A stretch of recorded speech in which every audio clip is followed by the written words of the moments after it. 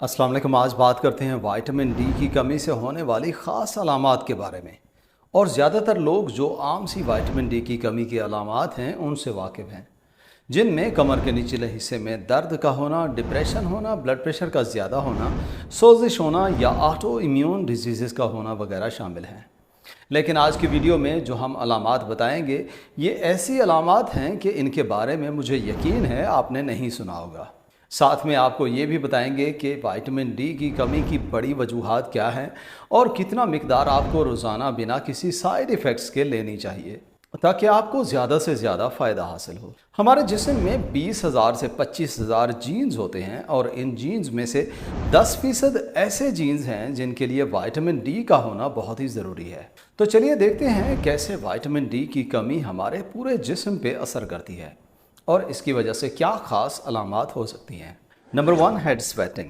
पहले नंबर पे सर के हिस्से में पसीने का आना है, जो बच्चों और बड़ों दोनों में होता है। और ख़ासकर अगर बाकी जिस्म को छोड़ के सिर्फ सर में ज़्यादा पसीना आता है तो हो सकता है आप में विटामिन डी की कमी हो। और ये भी होता है कि विटामिन डी की कमी की वजह से रात को सोते हुए भी पसीना ज़्यादा आता है। गर्मी हो या ना हो, इस तरह पसीने का आना विटामिन डी की कमी को ज़ाहिर करता है। अब ये इसलिए होता है क्योंकि हमारे जिस्म की निस्बत हमारे सर में स्वेट ग्लैंड्स ज़्यादा होते हैं जहाँ से पसीना निकलता है, और विटामिन डी की कमी हमारे ऑटोनॉमिक नर्वस सिस्टम पे असर करके पसीने को ज़्यादा कर देती है। Number 2, mood swings. Vitamin D की कमी की वजह से मूड में अचानक से तब्दीलियाँ आती रहती हैं, जैसे अचानक खुश बैठे हुए उदास हो जाना, चिड़चिड़ापन होना, अचानक से गुस्सा हो जाना वगैरह शामिल हैं। ये इसलिए होता है क्योंकि विटामिन डी हमारे मूड की रेगुलेशंस को कंट्रोल करता है और ये हमारे जज्बात पे भी असरअंदाज होता है। इसके साथ साथ ये हमारे दिमाग पे बहुत असर करता है। इसमें एड्रिनल ग्लैंड्स इन्वॉल्व होते हैं। जब विटामिन डी कम होता है तो कार्टिसोल हार्मोन कम रिलीज़ होता है और ये हमारे इमोशंस और सैडनेस को कंट्रोल करता है, और इसका जो सही तरह रिलीज़ होने का पैटर्न है वो विटामिन डी की कमी से ख़राब हो जाता है। Number 3, procrastination. विटामिन डी की कमी से खुद को आप प्रोडक्टिव महसूस नहीं करते, हर काम को नेक्स्ट डे पे टाल देते हैं। मतलब विटामिन डी का पूरा होना हमारी मोटिवेशन से कनेक्टेड होता है। विटामिन डी हमारे दिमाग के एक हिस्से पे असर करता है जिसे न्यूक्लियस एकम्बेंस कहते हैं, जिसकी वजह से न्यूरोट्रांसमीटर जिस तरह डोपामीन है वो सही तरह रिलीज़ होते हैं, जिससे एडिक्शन और मोटिवेशन कंट्रोल होती है, और इसकी वजह से कोई भी काम शुरू करने से लेके उसे पूरा करना वगैरह कंट्रोल होता है। Number 4, panic attacks. Vitamin D की कमी से पैनिक अटैक्स का मसला हो सकता है। अचानक से इतना ज़्यादा परेशान और खौफ में आ जाना कि आपकी फ़िज़िकल एक्टिविटी पे भी इसका असर हो जाता है। ये पैनिक अटैक्स आप में विटामिन B1 की कमी से भी हो सकते हैं।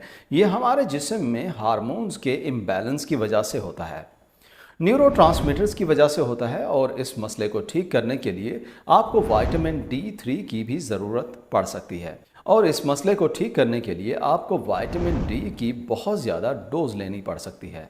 और पैनिक अटैक्स के लिए आप कुछ ब्रीदिंग टेक्निक्स वगैरह भी कर सकते हैं, जैसे नाक में से गहरे सांस लेना, लेकिन साथ में विटामिन डी भी लेना पड़ सकता है। विटामिन डी दिमाग के उस हिस्से पर असर करता है जो इस पैनिक अटैक्स या खौफ की सूरत को कंट्रोल करता है, जिसे एमिगडाला कहते हैं। Number 5, body pain. 5वें नंबर पे विटामिन डी की कमी से जिस्म में दर्द होने लग जाता है। कमर में दर्द होता है, आपकी टांगों के ऊपर के हिस्से में दर्द होता है। ये विटामिन डी हमारी हड्डियों को बनाने के लिए ज़रूरी होता है और इसी वजह से हड्डियों में दर्द होता है। ये बुनियादी तौर पे ऑस्टियोमलेशिया से रिलेट करता है, क्योंकि विटामिन डी कम होने से हड्डियां ख़त्म और कमज़ोर होने लग जाती हैं, और इसे आप बहुत ही आसानी से ठीक कर सकते हैं। लेकिन आपको विटामिन डी की ज़्यादा डोज लेनी पड़ सकती है, जिसमें आपको 10,000 से 20,000 इंटरनेशनल यूनिट्स रोज़ाना लेना पड़ सकते हैं। और एक बात यहाँ बताते चलें कि जो लोग 20,000 इंटरनेशनल यूनिट्स रोज़ाना को टॉक्सिक समझते हैं, उन्हें इस बात का पता होना चाहिए कि अगर वो सिर्फ 40 मिनट के लिए धूप में बैठ जाएं तो इतना विटामिन डी तो उस वक्त बन जाता है। और टॉक्सिक तब होता है जब आप 2 लाख इंटरनेशनल यूनिट्स रोज़ाना कई महीनों तक इस्तेमाल करते हैं। Number 6, loss of muscle strength. Vitamin D की कमी की वजह से आपके पट्ठों में कमज़ोरी हो जाती है। विटामिन डी का कैल्शियम पे एक डायरेक्ट इफ़ेक्ट है। विटामिन डी की कमी से मसल्स में कैल्शियम की भी कमी हो जाती है और कैल्शियम की वजह से हमारे पट्टों में कंट्रैक्शन होती है और साथ में इन्हीं की वजह से मसल्स बिल्डिंग भी होती है। विटामिन डी हमारी आंतों में कैल्शियम के जज्ब होने को कंट्रोल करता है, इसलिए विटामिन डी की कमी से मसल्स बिल्डिंग में भी कमी आ जाती है और साथ में जैसे पहले बताया है, ये विटामिन डी हमारे जिस्म में पेन को भी रेगुलेट करने में मदद करता है। Number 7, stiffness.